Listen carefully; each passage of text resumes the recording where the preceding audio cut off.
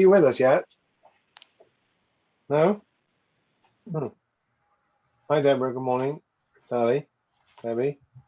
Okay, well, we'll get someone else to read it. Start. Okay, who would like to read the synopsis? Oh, one second. Any volunteers? I'll read. Please. On the Mount Behar, or another double Tedra, and the Hudai in a nutshell. On the mountain of Sinai, God communicates to Moses the laws of the sabbatical year. Every 7th year, all work on the land should cease, and its produce become free for the taking, all man and beast. 7 sabbatical cycles are followed by a 50th year, the Jubilee year, on which work on the land ceases. All indentured servants are set free, and all ancestral estates in the Holy Land that have been sold revert to their original owners. Additional laws governing the sale of lands and the prohibitions against fraud and usury are also given. God promises that if people of Israel will keep his commandments, they will enjoy material prosperity and dwell secure in their homeland. But he also delivers a harsh rebuke, warning of exile, persecution, and other evils that will befall them if they abandon their covenant with him. Nevertheless, even when they are in the land of their enemies, I will not cast them away, nor will I ever abhor them, to destroy them and to break my covenant with them, for I am the Lord their God. Right, thank you. Okay, so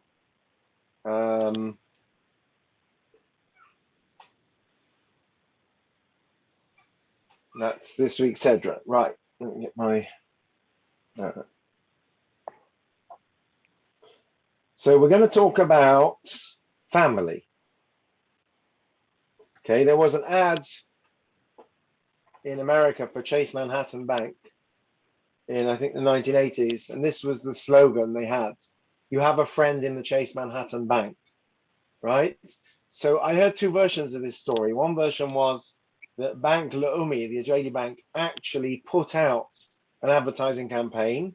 The other version is just that it was some graffiti. Anyway, this is what someone wrote below it. Anna. Sorry, folks. Sorry, I forgot the time. No problem. We had to deputize for you. Yeah.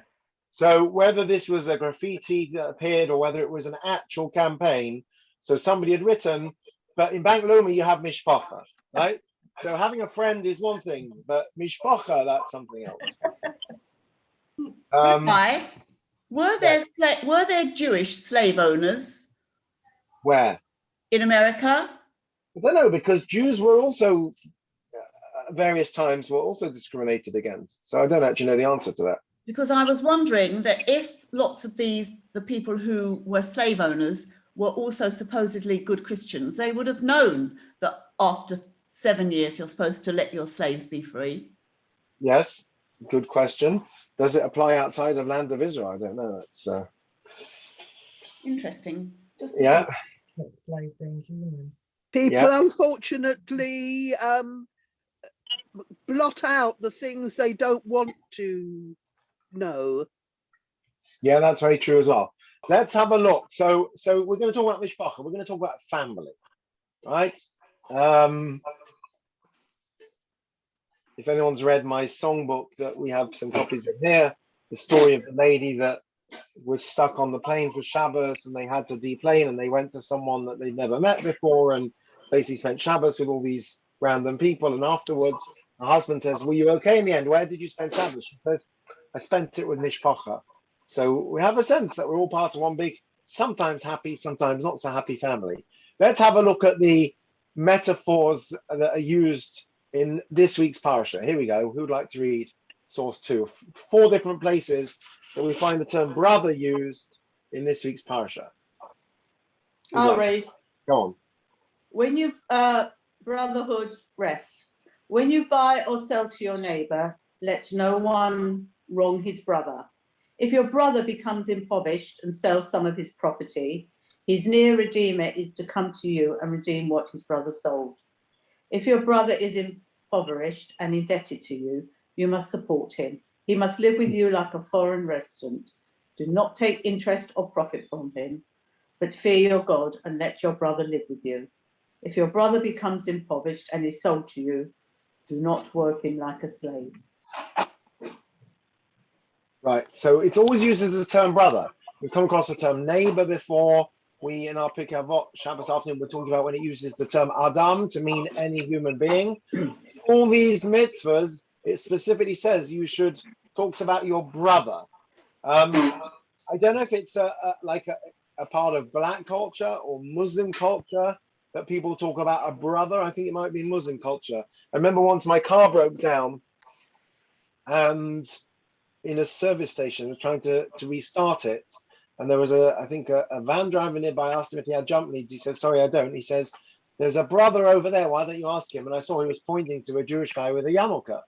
So he obviously meant like, one of your lot sort of thing. And it's definitely used in kind of black culture. So it's used in Jewish culture as well, a brother or sister, right? I know it sounds very communistic as well, but it's a term that's used very deliberately by the Torah. When it comes to social laws, it doesn't just say your fellow human being, it says your brother or your sister. So it could mean your literal relative. So obviously when it says that if a man dies childless, his brother should marry the wife, it does literally mean his biological brother. But often it means, in the more general sense, of the brotherhood of man or the brotherhood of Judaism.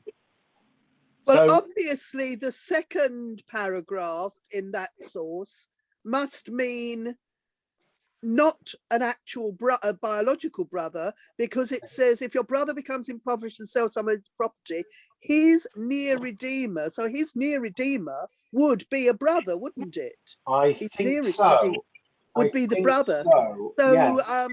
so that brothers one used can't twice. be the brother. Yeah, it's slightly confusing. It's used twice in that verse. I think you're right. Yes. What happens if it's an only child? So then somebody else has a duty to help him. Right, so it's not Touches on what- necessarily biological. This touches on what we said last week, that that if there's mayhem in society, we blame the people at the top.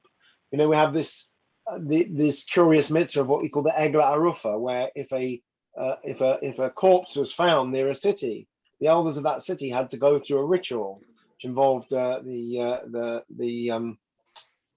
what's it called? The calf, where its neck was broken, and they said we haven't spilt. Yes. Mommy needs the labels, the back labels, and Okay. We haven't spilled the blood of this person. So there's a classic question. It says that the Beis Din have to say we didn't spill the blood. Who's suggesting that the Dayanim of Beis Din would have spilled blood? Of course they wouldn't.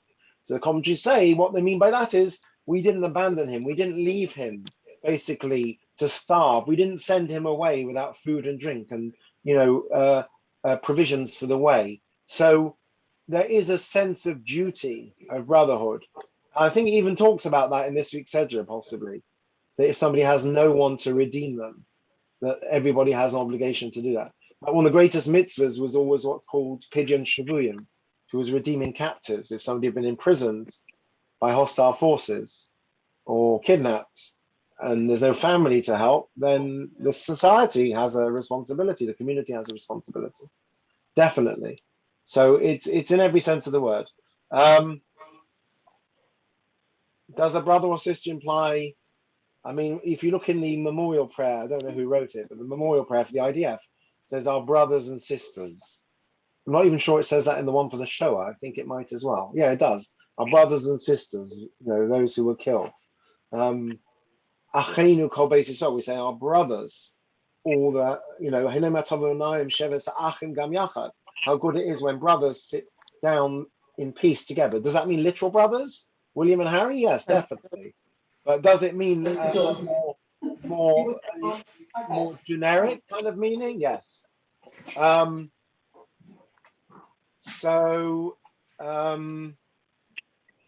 second. Yes.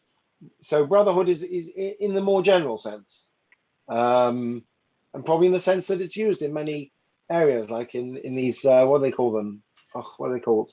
Fraternities in America, or in lodges or in Rotary Club, or whatever. You talk about brotherhood. So we're all part of one extended family of Avram and Sarah. We might quarrel sometimes, but we basically are all mishpacha.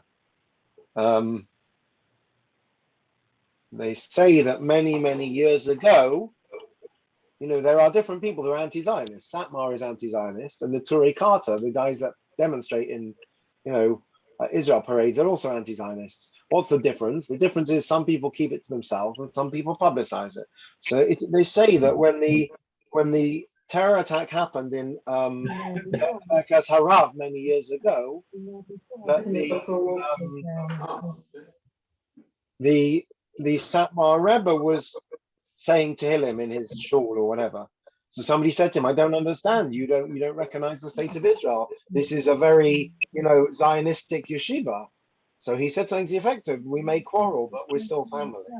And certainly when it comes to attacks from outsiders, we're still family. So we may quarrel, we may have disagreements, but we're all family. We find this theme throughout the Torah.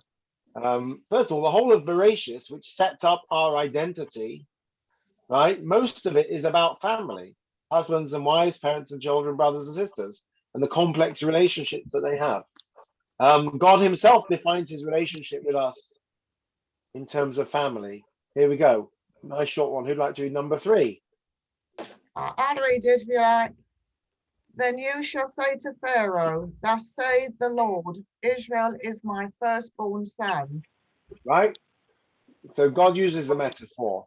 When God wants Moshe to explain to us why we have to be holy, what's the phrase he uses? Number 4, who'd like to read? I'll read it. You are children of the Lord your God. You shall not gash yourselves or shave the front of your heads because of the deed. Dead. Right, this is the reference to self-harm. This is really interesting. The Torah tells us that the ancient nations used to flagellate themselves and harm themselves when there was a bereavement, right? They would cut themselves. They would basically self-harm. So I heard recently, I don't know why I'm hearing an echo, by the way. I don't know if that's down to me or someone else. I'm not sure. 1 second. Let me see if I can fix it. 1 second. No. Is that better or worse? Better. Better? Okay, we'll do that like this. Better. Right, okay. So I just heard, I was at the cemetery a few months ago, and one of the superintendents mentioned, and I've never heard this before, but it's really interesting, that one of the reasons apparently that we tear kriya when we have a bereavement, we tear our clothing, is that a person's natural instinct at such a time may well be one of self-harm. It was part of ancient cultures, or as an outlet, as a way of letting out one's pain. There is an instinct to want to cause pain to yourself. And so we attack our clothing to say, better my clothing should get torn than I should harm myself. I don't know if that's brought anywhere. I've not seen a source for that. I think it makes sense. It's a really interesting idea. The Torah tells us that you're children of the Lord, and immediately following that, it says that you shouldn't harm yourselves, basically, in mourning, and certainly shouldn't harm yourselves not in mourning. So just interestingly, that's referring to self-harm. So again, we're referred to as children of the Lord. Here's the prophet Hosea. Let's see what he's got to say. Who'd like to read number 5? I'll do it if you like. Oh, go on, Iris. You missed your slot earlier, so go on. I fell in love with Israel when he was still a child, and I have called him my son ever since Egypt. Thus were they called, but they went their own way.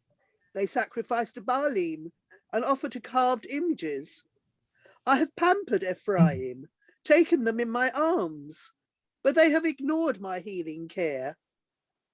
Okay, I missed out the next bit. The next bit is, he says, I taught Ephraim to walk. To them, I was like the one who lifts a little child to his cheek, and I bent down to feed them. So again, it's a metaphor of the parent and child. Okay, can anyone think of the most famous metaphor of the parent and child relationship that is used in Judaism?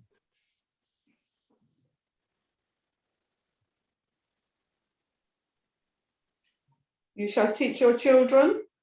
It's 2 words. Very famous song. Blessing. There you go. Avinu Malkeinu, our Father, our King. Oh, On Rosh Hashanah and Yom Kippur, we refer to God as a Father, as a King. We refer to Hashem as the Father more than we don't. Probably, yes. So again, it's this family metaphor. we find the metaphor of family both in relation to our relationship with each other and in relation to our relationship with God. So, obvious question you might ask is, nowadays the answer would be there are many different types of families, but the truth is there's always been many different types of families. Nowadays there's all types of different,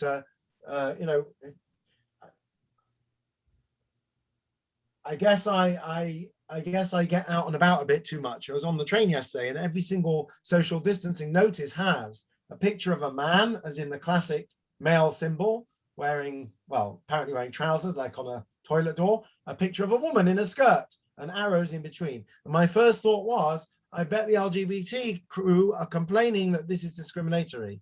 Now, I haven't heard anyone say that, but it's interesting. That was my first thought as somebody perhaps that is a bit more aware of the sensitivities that people have. Anyway, besides for different types of families you find in the world today, there's always been different types of families. There were functional families, there were dysfunctional families, there were families where one son killed the other, there were families where one son tried to kill the other, there were families where parents had favorites.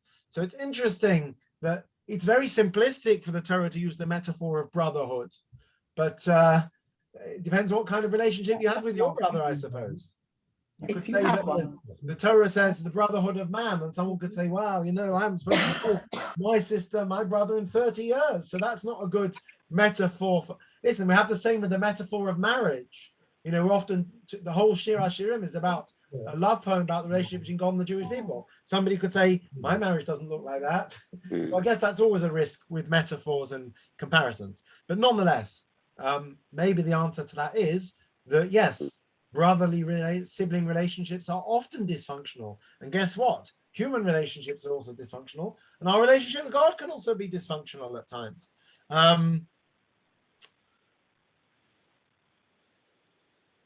And what's the rationale of all of this? Interestingly, and this is very context sensitive, let's see what Maimonides has to say. Number 7. Mark, would you like to read this one? Yes, the entire Jewish people and all those who attach themselves to them are like brothers. You are children of the Lord your God, and if a brother will not show mercy to a brother, who will show mercy to them? To whom do the poor of Israel lift up their eyes? To the Gentiles who hate them, pursue them. Their eyes are turned to the brethren alone.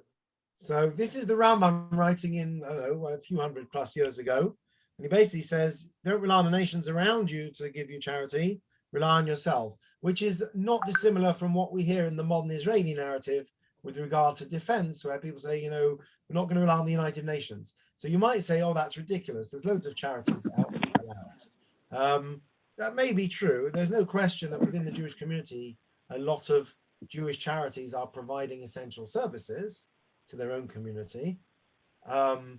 Sure, I've told the story before of the chap who called in, I think it was Talk Radio I was listening to years ago, and somebody had called up and said, well, I think it was around 9/11 time. And he says, you know, these Muslims, they bring it upon themselves because, you know, they're separate and they have their own, you know, their own ways of doing things. He says, you know, and the Jews and the Muslims, he starts talking about the Jews, says they have their own cemeteries and they want to be separate. He says the Jews have their own golf clubs. So the presenter says to him, do you know why the Jews have their own golf clubs? He says, no. He says, because they want to be better than us? He says, no, because they weren't allowed into the other ones. We probably live in much better times than we did a generation or two ago, but still, we do look inward for a lot of support and charity and provision and so on. This is what the Rambam says, you know, if you're not going to look after your own kind, as it were, your own community, then who's going to look after you? That may sound very parochial, but that's the reality of most communities, presumably. You go to any minority community, they'll have their own organizations that seek to help their community first and foremost. Charity begins at home. Nothing wrong with that concept. It doesn't mean you shouldn't be charitable to others, but charity begins at home. It's interesting. I don't know if anyone's seen, there's a lot of ads now for Islamic Relief and various charities, which are obviously Islamic charities. And they're quite mainstream ads. I see them on the back of buses and things, you know, And if you didn't pay attention to it, you wouldn't necessarily know it's an Islamic charity. You would just think it's, like World Relief or something like that. And, oh, just text this number to give, £1 or whatever. And it's really interesting because I've never, ever seen Jewish charities do that. Jewish charities primarily are fundraising in the Jewish community. I think, Rabbi, the reason why they do that is that there are so many Muslims. No, of course. In some So part of it, areas, no, they get absolutely, it of course. quickly. Of course, part of it is to target the Muslim community. But I'm saying is the ads are quite parav. They could appeal to a wide audience. I don't have a problem with that. I'm just saying, the equivalent of, Jewish Care having a big push to say, support us, caring for your community without saying who your community is. It's interesting in Jewish schools that have minority Jewish students like King Solomon, King David, Liverpool. It's always interesting when it comes to voluntary contributions. How do you sell people on the idea of paying extra money? So the Jewish community, you're going to tell them it goes towards Jewish studies, it goes towards, how do you sell it to the wider communities? You're not going to say it goes towards Jewish studies, you say it goes towards security and it goes towards essential, provisions on campus and so on. So it's just a different perspective. But I'm just saying it's interesting. I don't recall any Jewish charities that had a major push outside of the Jewish community to try to raise money. And it's an interesting one, by the way, because a lot of non-Jews want to give to Israel, particularly Christian Zionists, right? And you'll get the odd person that wants to give. I'm sure I told the story of the chap who called me up in Wales, says he wants to give to the Romanian orphanage. I said, sorry, you want to what? He says, the orphanage. He says, Rabbi Sachs mentioned it in Thought for the Day. It was so inspirational. And I hadn't heard that particular one, but evidently Rabbi Sachs had mentioned this. I don't think it was a Jewish orphanage. And they wanted to give something, so they called up. So, but charity begins at home. There's nothing wrong with that. If we don't look after ourselves, if you don't look after your own family, if you have the means to be charitable to your own family, no one's saying you shouldn't. Doesn't mean you shouldn't also be charitable to the wider community. It would be absurd to suggest that someone should not support their family, but should support random strangers instead. It's not either or. But we have an idea that charity begins at home. There's a quote from Rabbi Shimon Bar Yochai, whose yahrzeit we just marked, which I think is quite pertinent to the events of Thursday night, Friday of last week. I think that I don't know anyone personally myself that was killed in Meron, but I know communities who have lost members of their communities that were there. I know people, I was just listening last night to a call, I don't know who it was, Rabbi Lowenthal, who's a professor at UCL, he teaches in Ethel Scott, and he was on a Zoom call, and he said that he's got a very large family, he said that 8 of his children and grandchildren were in the vicinity or at Meron. And it took time to find out they were all okay, and they were all okay. And I think he said his daughter had a premonition that she just felt she had to leave, and she did. And it was a good thing she did. So people I know are affected. But the truth is, even when you're not affected, it's a Jewish tragedy. It's painful.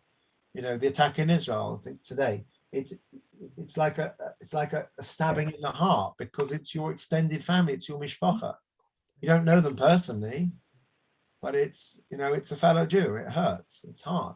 So there is this sense, both in simcha and in sadness. We have it with simchas, by the way. In many communities, when people have a wedding, they will open up the wedding meal to those who need to come and get food. They'll often have a table, and you will have people that go to weddings every night that are quite disheveled looking. And that's how they get their supper. And it's a very beautiful idea. When you make a simcha, that you help those most in need as well. Let's see what Rabbi Shimon Bar Yochai had to say. I couldn't find the source for this, but this is Rabbi Shimon Bar Yochai, whose yahrzeit was last Friday, right? Who hasn't read yet? Nice, easy, short line. I haven't. Go on. When one Jew is injured, all Jews feel the pain. Right. Okay, so as I said, I think we can all relate to that. Think of how many times when the 3 boys were missing in Israel, when there've been attacks or when there've been tragedies or accidents. It's very, we get very anxious. It's like it's one of our own, and I think sometimes we hear of a tragedy somewhere where we, people that we know, and we hear that they're all okay, and then you think, but wait a minute, somebody else lost a son, a brother, a father, a husband, probably someone from our community or a similar community. So it's not really okay. So why the theme of family? So if we look right at the beginning of Bereshit, God says to Avram and Sarah, I'm choosing your family, basically, because you're going to raise your children in a certain way.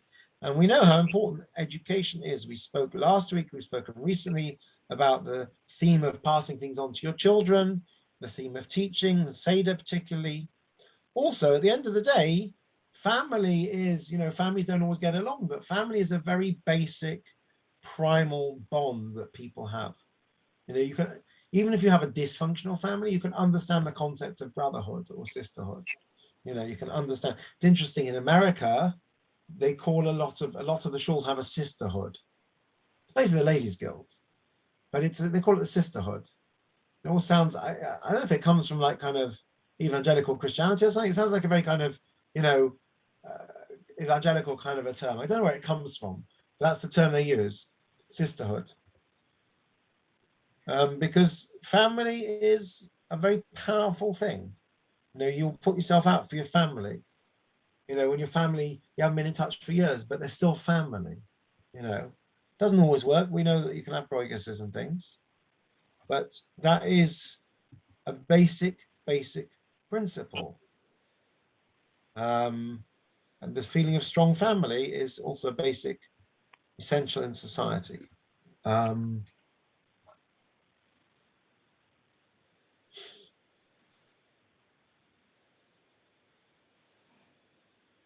And also with family, you can argue, you can have disagreements, right? You have one family member that's very right-wing, one family member is very left-wing, one's a Zionist, one's an anti-Zionist, one's on this side of the spectrum, one's on that side of the spectrum. But people say, we're all family. We may disagree, but at the end of the day, we're family. And sometimes you'll get a situation where, unfortunately, I know Rabbi Fischel Cohen in Birmingham, this is not quite so simple as I'm about to make out, but some people know Rabbi Fischel. Many years ago, he heard an altercation taking place outside on the street, and there was a couple were arguing and shouting at each other. And so he called the police, and basically, cut long story short, in the end, they both turned on him and threatened him, because they said, who asked you to get involved in our argument? They said, but you were arguing and shouting. I was afraid for it. And they basically said, well, we're allowed to do that because we're a married couple, but it's only your business. Now, I'm not sure that that's always the case, particularly if they're being abusive, but it's so you don't want to get in the way of family. Even when families quarrel, they'll pull together often when there's an external enemy, which is also the story of Israel. And we often say that, people in Israel, unfortunately, do better through crisis when there's a common enemy and we have to pull together than in peacetime when people break up into factions and fractions. But they often say that police don't like going to domestic arguments, because often if they try to arrest the husband for beating his wife, the wife will turn on the police and attack them and say, leave him alone, he's my husband. Yeah, well, there's a lot more to that, obviously, including battered wife syndrome, but yes. Yes. There's a comment in this morning's paper in the Times that says, based on this situation last Thursday night, Friday, who is responsible? Evidently, the policeman that was the deputy commissioner was supposedly in charge. He takes responsibility for the events, but he hasn't resigned. And then it goes on to say that there's going to be an investigation, but the responsibility does not necessarily mean guilt. So that's a fine, they didn't cause it, but they didn't prevent it by limiting the numbers, which they were obliged to do. It's very similar to Hillsborough. And the Israeli government is going to turn around and say, when I was in Liverpool, Hillsborough was a very raw, very sore thing for a lot of people. And I don't know if you can blame the general public for doing stupid things. At the end of the day, if you let people into a place, they don't know about crowd control. They don't know about safety. That's why you have crowd control. That's why you limit numbers. You can't. The only thing they're going to say, which I've seen they're already saying, is that the usual horse trading of Israeli politics means, from what I understand, Meron is a bit of a kind of, it should be a very holy place and everything, but there's a bit of a kind of cartel going on there. There are certain families and organizations that have first dibs on hospitality on Lag BaOmer, and it's quite a lucrative trade. And to an extent, they call the shots. And Netanyahu doesn't want to fall out with his coalition partners by saying that they're limiting the number of Orthodox visitors to Meron. So there's probably an element of politics in it. If that is true, then those ultra-Orthodox politicians have a lot to answer for, because ultimately they're putting their own community in danger. But So much for brotherhood. yeah, that's right. That's where it breaks down, unfortunately. It was, and one thing no one's mentioned is that when the dust clears from all of this, people are going to have to live with the guilt that they trampled other people to death, basically. That's going to take some, therapy to sort that one out. When people realize that, the injuries and the deaths are ultimately caused by those there, maybe not their own fault, but I'm trying to think, if you've ever been in a huge crowd, if anyone's ever been in a huge crowd, you haven't had them for a while, but you are carried along by the crowd. You cannot, you try to go the other way or something, you get separated from your kids, forget about it. It used to be like that on the trains and the tube. It's not anymore. The tube rush hour, you've got, if someone's pushing towards the platform, it's very scary. So, I feel that I saw a couple of columns people have published by Thursday night already, starting blaming it. To put it bluntly, while the bodies are still warm, I don't think it's appropriate to start throwing mud. I think, let's have some respect. Let's all recognize it as a tragedy and bury the dead and mourn. And in the future, there will be investigations into how it happened. It feels very tacky that before people have even been laid to rest, there's already recriminations. It just feels very tacky somehow. You don't always have to, I don't know, not everyone has to say everything that they feel. Somebody posted on social media something which I found quite interesting. They said, I really don't know what to say about this. And my first reaction was, you don't have to know what to say. We actually learned from Aaron when he lost his two sons. We learned this recently. It says, Vayidom Aaron, he was silent. He was numb. It's okay to be silent. People go to a shiver and they feel they have to say something. And we know that the halacha is actually, certainly the first few days, you wait for the avel to speak. And if they want to sit in silence, you sit in silence. You don't have to make small talk. We feel nowadays we always have to come out with statements. You have to know what to say. Somebody said, well, I'm a rabbi's group, and someone said, what are you going to say about Meron from the pulpit and so on and so forth. So I said, look, we've got a bar mitzvah this week. I'm not going to dwell on a very sad thing. We'll say some extra Tehillim. But some rabbis obviously felt they had to get into the theological side of it. I don't know how helpful that is. I don't know how necessary that is. Maybe at a later date. I don't know. Maybe people are clamoring for that. I don't know. I think whoever's fault it is, the tragedy is that people lost their lives. Of course, try to prevent it happening in the future. But for now, just mourn the fact that so many people lost their lives. And we feel the pain when things go on in faraway lands, obviously. So this family, and if we look, we go back to Bereshit again, we have a lot of sibling rivalries, right? Obviously, Cain and Abel ends badly. Yitzchak and Yishmael, eventually they bury Avram together. Yaakov and Esav eventually, of course, embrace and make peace. Yosef and his brothers are reunited eventually. And we've said before, Ephraim and Manasseh are the first two brothers that didn't quarrel, and those are the ones that we invoke when we bless our children. The first brothers in history not to fight, basically.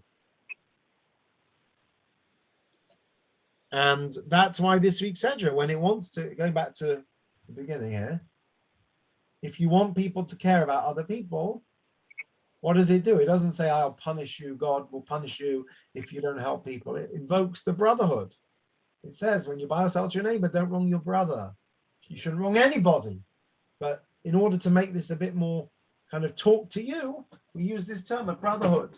It's your brother who's impoverished. It's not just some random person. It's someone just like you. So that's why the Torah uses that language. It's a metaphor we find for our relationship with Hashem, and it's a metaphor we find for our relationship with each other. And interestingly, like we said, the idea of family is that you don't always agree. You might even be broigus. But at the end of the day, it's still family. So how does this work with the 50th year?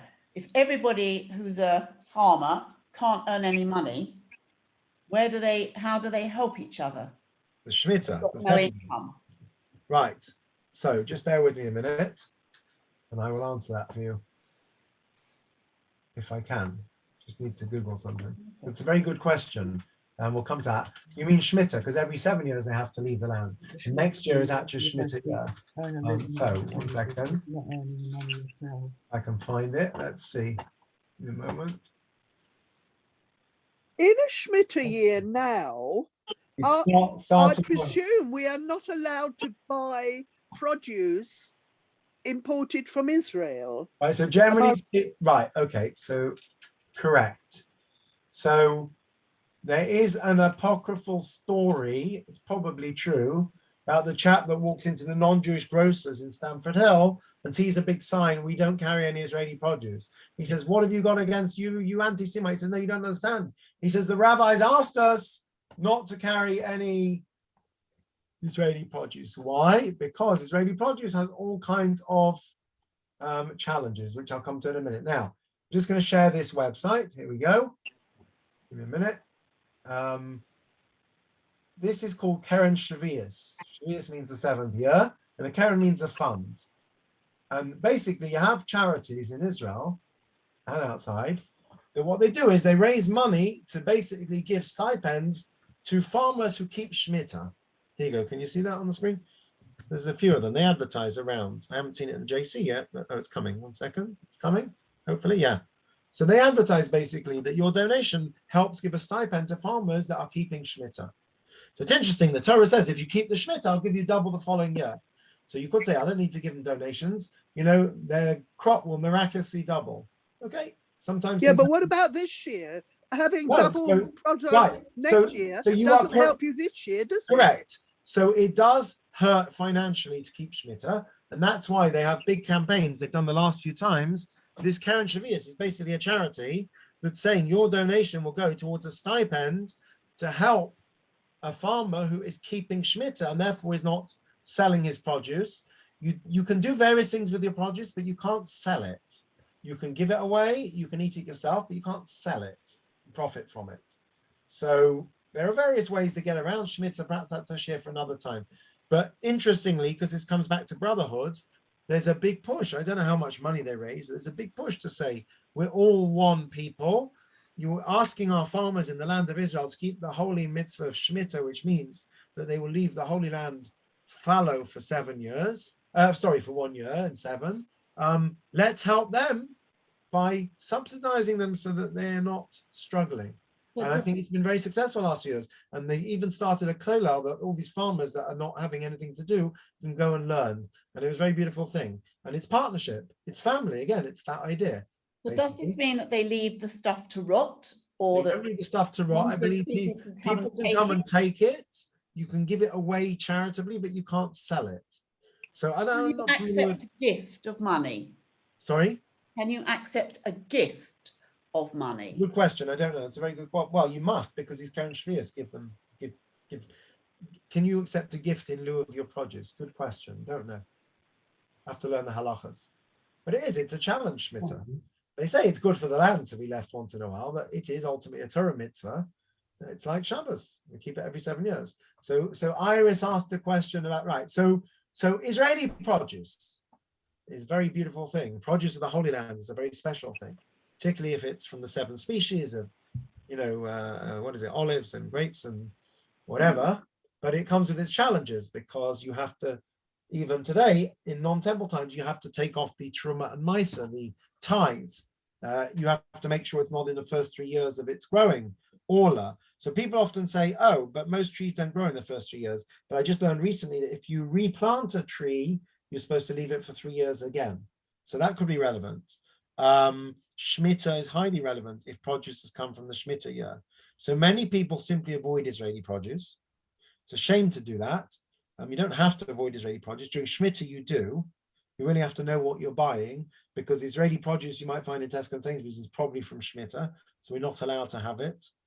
But so one thing they do is they have something called a heter mechira, which is they basically sell the entire land of Israel to a non-Jew, so that the produce being grown is no longer being grown on your own land. It's being grown for your non-Jewish landlord, and I guess he doesn't have the obligation.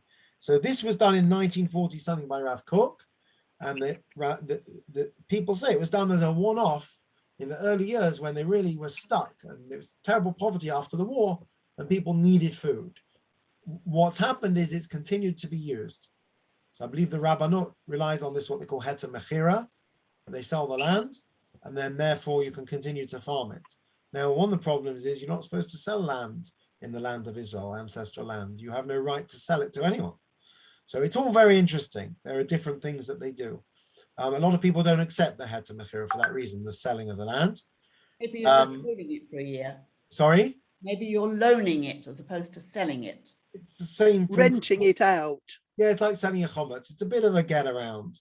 But the thing is, selling a chometz, you don't actually eat your chometz during Pesach. Here, you're selling the land in order to be able to continue farming as normal. The whole beauty of Shemitah is lost. The idea that you have a year off, basically.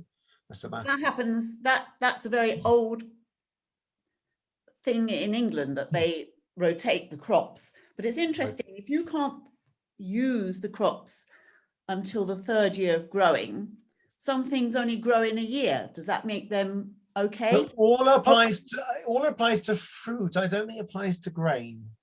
Right. So most fruit trees take a few years to bear fruit. So, but it can be an issue if you move one. And I think there is an opinion that all applies outside of Israel as well. I can't remember. Rabbi, so you can either avoid Israeli produce or don't avoid it. But if you get Israeli produce, unless it comes with a hechsher that says that all the relevant things have been done to it that need to be done to it, then there are various ways that you can symbolically tithe it, but it's something that you have to do. Just go back to PowerPoint for a minute. Let me Rabbi, yeah. Can I just, I was under the impression that when it was Shemitah year, a lot of the Israeli farmers, like we sell our chametz on Pesach, they sort of hypothetically sell the.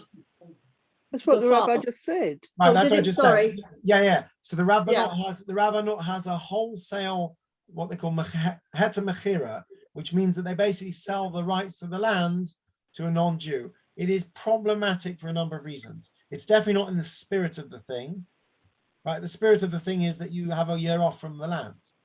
And it's also there's technical issues with it, but some people rely on that. You have an interesting problem in Israel, remember. In Israel, you have 80% of the population is Jewish. A minority are observant, but you have state-mandated kashrut and rabbanut, who, to be fair to them, I suppose it's a bit like the KLBD and the list.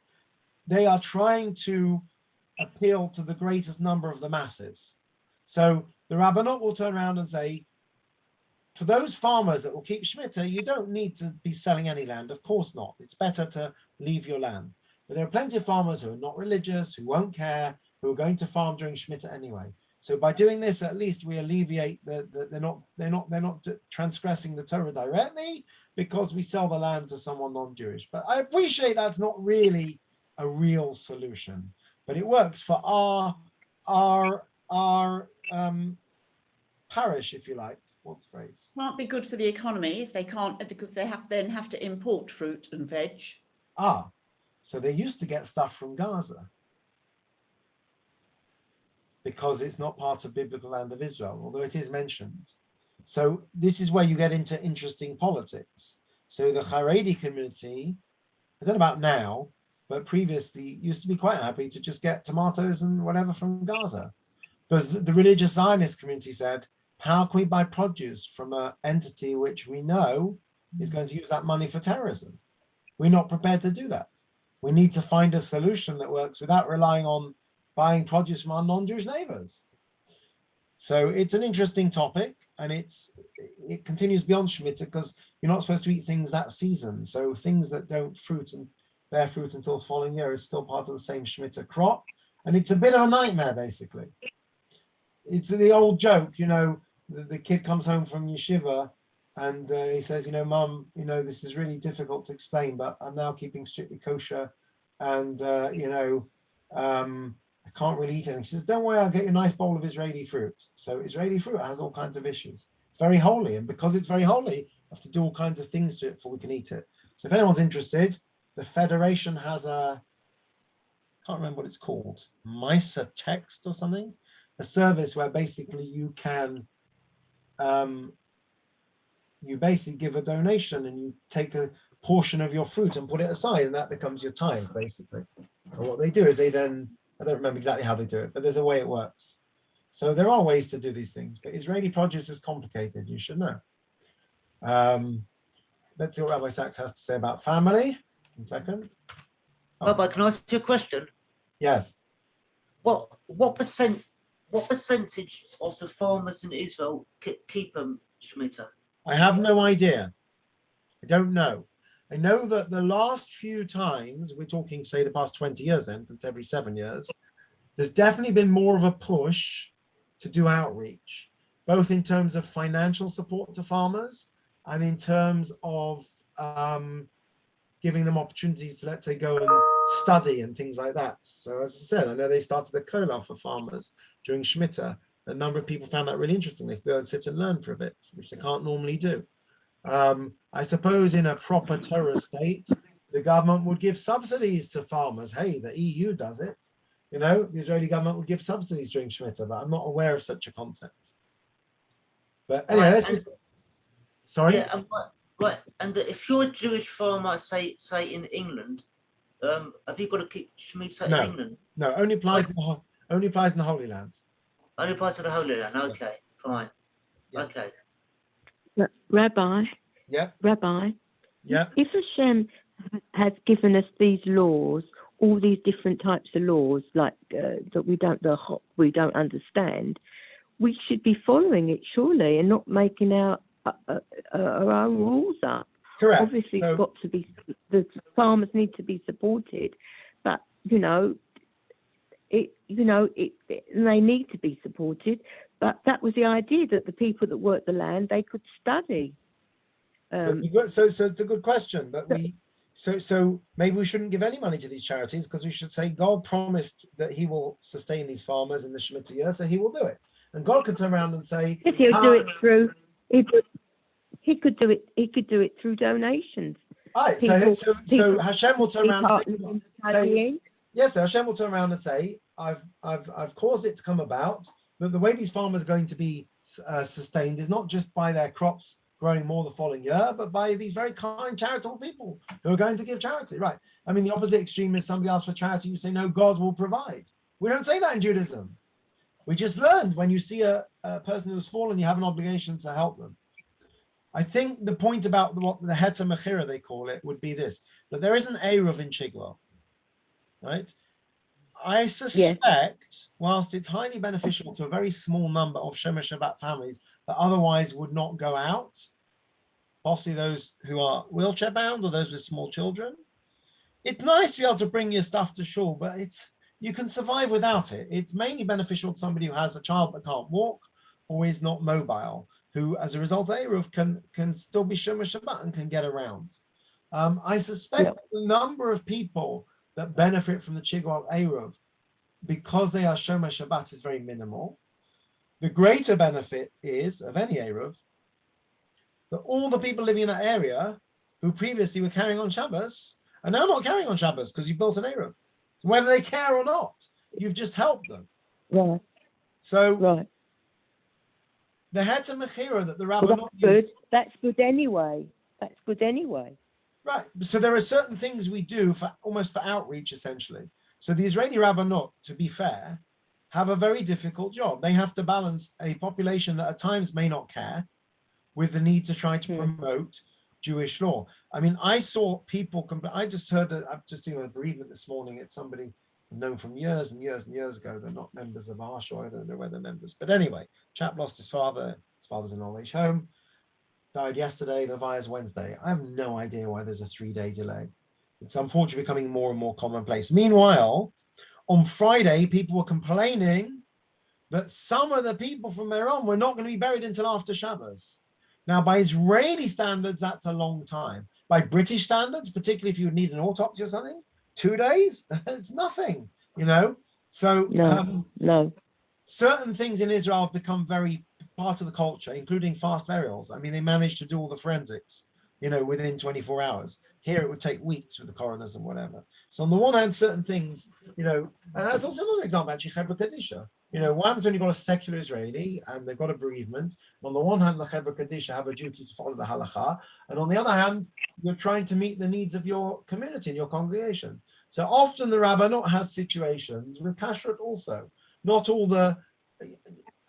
I'm prepared to. If I was a betting man, I would bet that there's probably at least one or two people on this call with family in Israel, that your family don't just eat everything that says kosher on.